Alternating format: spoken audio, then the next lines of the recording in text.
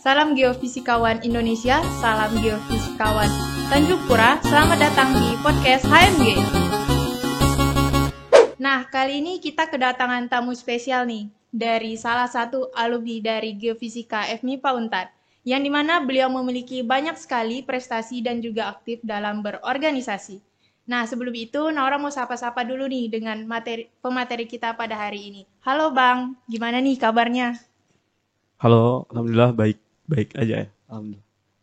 Oke, sebelumnya tadi kita udah berbicara nih terkait prestasi dan organisasi yang Abang ikuti. Jadi boleh nggak sih Bang, Naura minta tips dan triknya? Namun sebelum itu, jangan lupa untuk like, share, dan subscribe videonya agar kalian tidak dapat ketinggalan informasi terkini tentang video seru lainnya. Oke Bang, tadi kan Abang cuma perkenalan singkat aja nih. Nah, bolehlah Abang cerita tentang latar belakang Abang seperti nama lengkap, asal daerah, dan juga angkatan Abang di Geofisika di Pauntan. Jadi untuk nama saya sendiri, untuk kawan-kawan ketahui, nama saya Angga Irfandi Yudhistira. Teman-teman biasa lebih akrab mengenal atau memanggil dengan nama Angga. Untuk asal dan dari daerahnya, itu berada di kota Singkawang. Jadi memang anak pelosok ya, di atas bukit, di Gunung Pasi lah. Untuk saat ini alhamdulillah sudah menjadi alumni Geofisika. Sebelumnya berkuliah di Geofisika FMIPA Untan, tepatnya di angkatan 2018. Mungkin itu ya untuk perkenalan singkat dan semoga kawan-kawan ya lebih kenal lah dengan saya. Oke, nah bisa teman-teman lihat kan seberapa kerennya tamu spesial kita pada hari ini. Naura jadi makin gak sabar nih buat tanya langsung ke Bang Angga terkait tips dan triknya. Oke, mungkin yang pertama, apa sih yang memotivasi Abang untuk ikut dalam perlombaan? Kemudian ada nggak sih Bang tips dan triknya supaya bisa seperti itu? Oke, nah untuk ikut lomba ya kawan-kawan ya. Jadi jujur saya dari daerah, kemudian bisa berkuliah juga karena salah satu beasiswa dari pemerintah untuk kawan-kawan yang tidak mampu. Jadi ada tantangan tersendiri ketika merantau ya, terutama di kota Pontianak ya. Jadi uang jajan dari pihak beasiswa juga dinilai rasanya kurang cukup ya. Jadi untuk memenuhi kebutuhan tambahan tadi lewat perlombaan-perlombaan yang saya ikuti lah, yang saya dapatkan gitu. Jadi istilah kata orang Pontianak ya, ada cantepi lah ya. Di luar dari pekerjaan ya salah satunya lewat lomba-lomba tadi. Tentu itu yang pertama. Yang kedua, kita sebagai mahasiswa ya tentu dapat kuliah, materi kuliah itu sama kayak kawan-kawan yang lain yang udah bayar SPP, bayar UKT, ya kita dapat materi di perkuliahan. Tapi saya rasa materi di perkuliahan itu standarnya seperti itu gitu. Gimana cara dapat nilai lebih?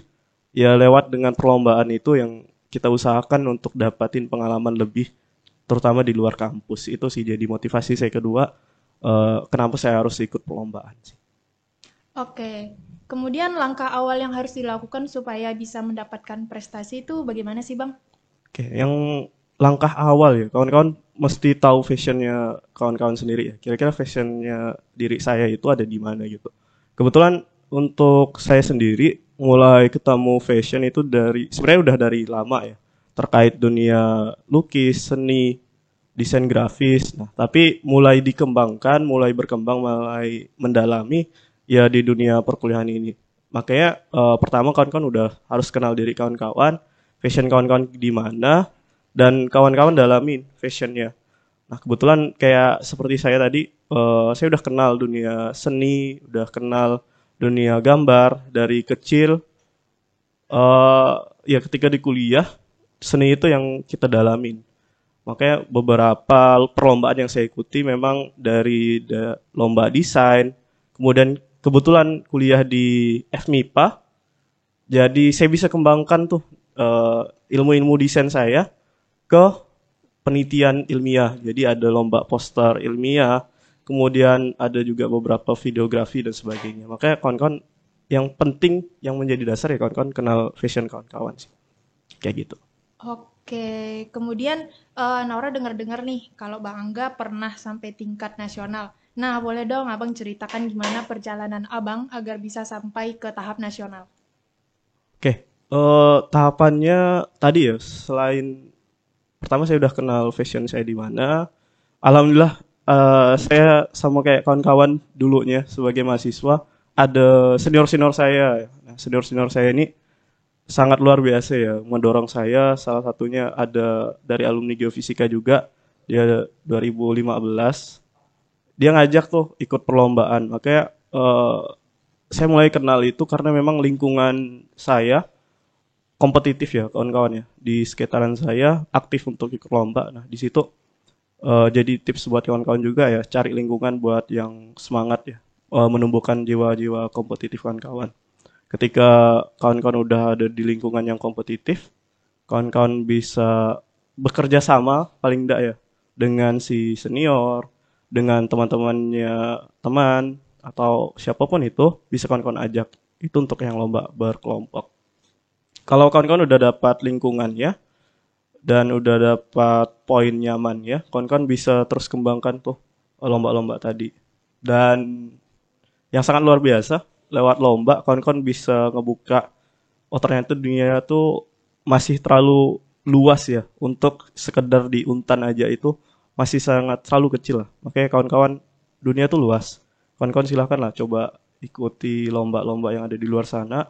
Paling enggak kawan-kawan bisa jalan-jalan Indonesia gratis lewat lomba ya, karena nanti kawan-kawan bakalan dapat pendanaan, dapat reward ini itu dan sebagainya.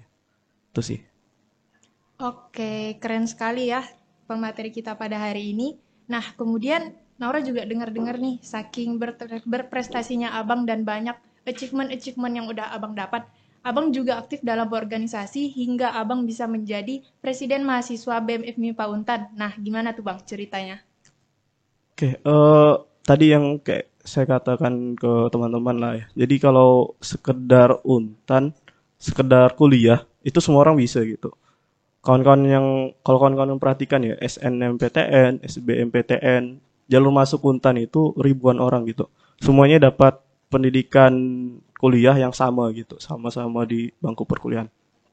Makanya untuk saya bisa bertumbuh, punya nilai lebih ya, saya cari ilmu-ilmu yang ada di luar kampus. Salah satunya dengan organisasi tadi. Soft skill yang tidak kita dapatkan di dunia kampus, ya kita dapatkan di organisasi. Itu jadi motivasi yang paling utama. Apalagi dulu itu ndak ada kampus merdeka, kawan-kawan, ndak ada untuk pengabdian kepada masyarakat, ke pertukaran pelajar dan sebagainya, itu masih sangat terbatas lah. Makanya kalau dulu ya salah satu untuk mendapatkan soft skill berkomunikasi, soft skill buat manajemen orang banyak, dan cara orang buat melatih cara berbicara ke orang lainnya, ya salah satunya berorganisasi. Makanya saya coba mulai step up ya. Dari bawah dulu ke UKM, unit kegiatan mahasiswa, kemudian ke himpunan, kemudian ke himpunan tingkat regional dulu, kemudian tingkat nasional, kemudian balik lagi ke BEM dan lanjut ke nasional lewat ILM IPA. Itu sih.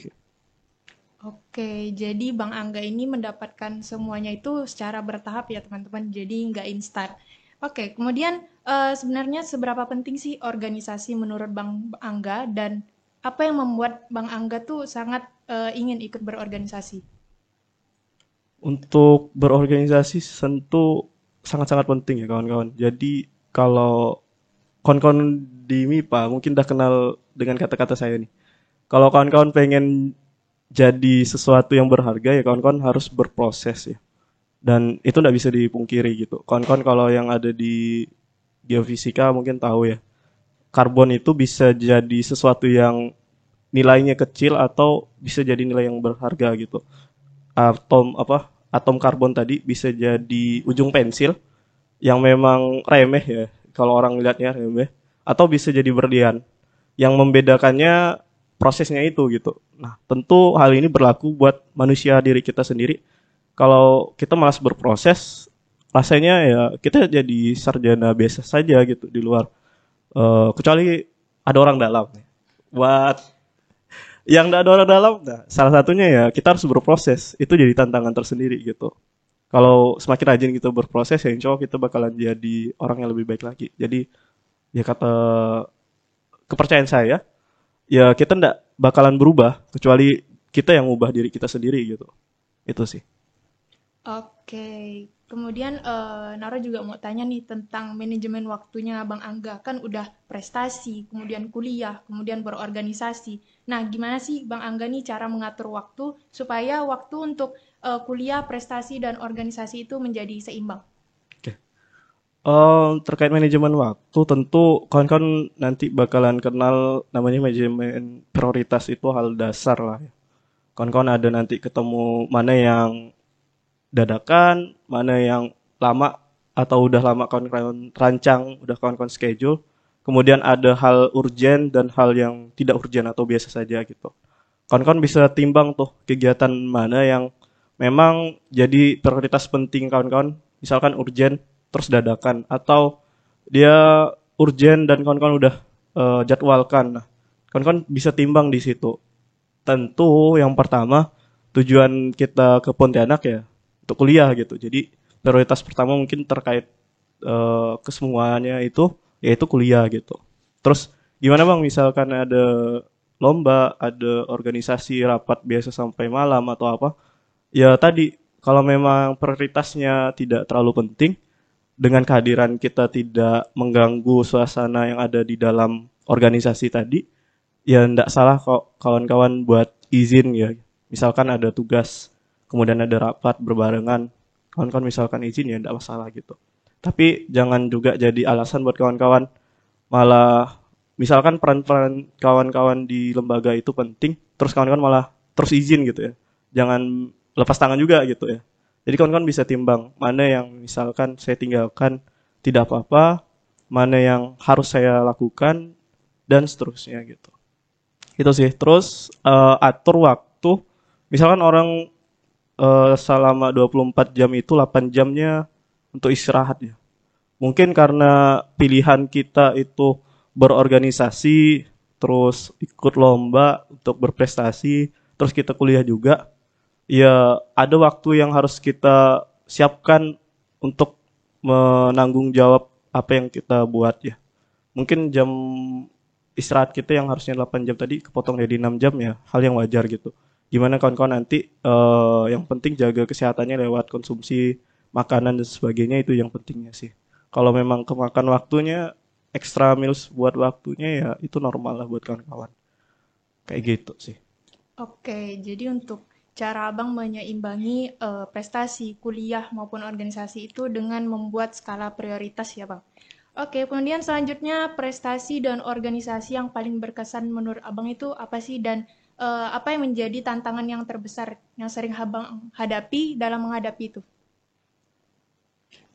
Prestasi yang sangat berharga pertama mungkin di Ecositer ya, di Institut Teknologi Sumatera kita bisa juara 3 di lomba poster ilmiah, itu sangat luar biasa ya kawan-kawan ya.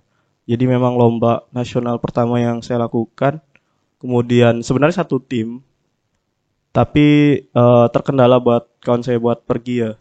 Salah satunya ya udah ujung-ujungnya pergi sendiri ya, disupport dengan kawan-kawan yang lain sebenarnya, tapi memang untuk sampai di sana ya sendirian gitu.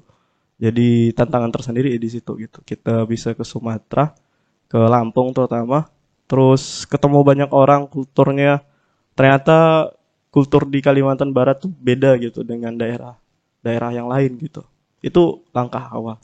Kemudian lanjut yang paling terakhir itu sangat berkesan bagi saya karena sebagai penutup saya sebelum menjadi sarjana ya. Itu di Peksiminas, Pekan Seni Mahasiswa Nasional di Brawijaya, itu luar biasa ya. Eh ya sangat sayang lah mungkin ya. Saya rasa kuliah cepat-cepat kayaknya boleh dipertimbangkan buat kawan-kawan buat selesai cepat-cepat ya. Boleh kawan-kawan coba ikut lomba dulu lah mungkin ya, supaya tadi ya kalau waktu kuliah 4 tahun tuh rasanya cepat ya gitu ya. Tapi bukan berarti kawan-kawan jadi alasan buat telat ya, kan.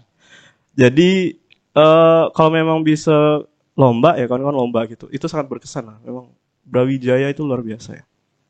Terus kalau organisasi, hal yang paling berharga menurut saya yang sangat saya belajar itu terakhir di BEM ya, di Badan Eksekutif Mahasiswa FMIPA Untan.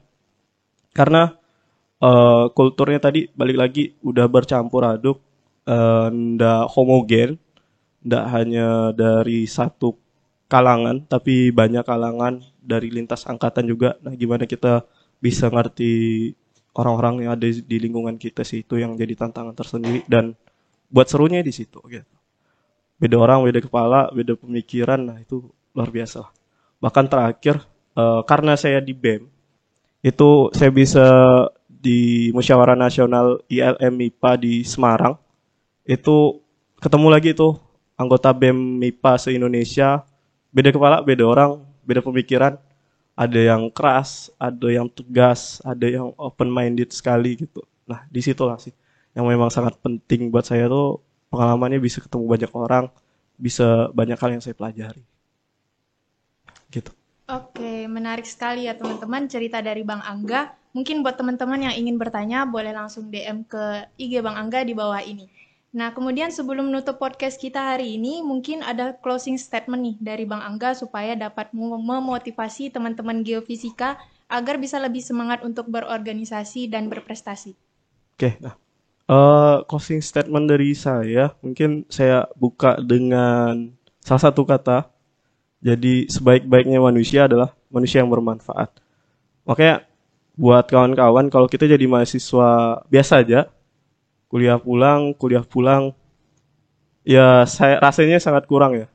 Karena tadi sebaik-baiknya manusia yang bermanfaat gitu. Makanya buat diri kita yang sebagai mahasiswa paling enggak, bagaimana kita menerapkan tridharma perguruan tinggi bisa ke masyarakat, bisa untuk menerapkan penelitian kita ke masyarakat, itu yang terpenting. Lewat prestasi, kemudian bisa juga lewat organisasi.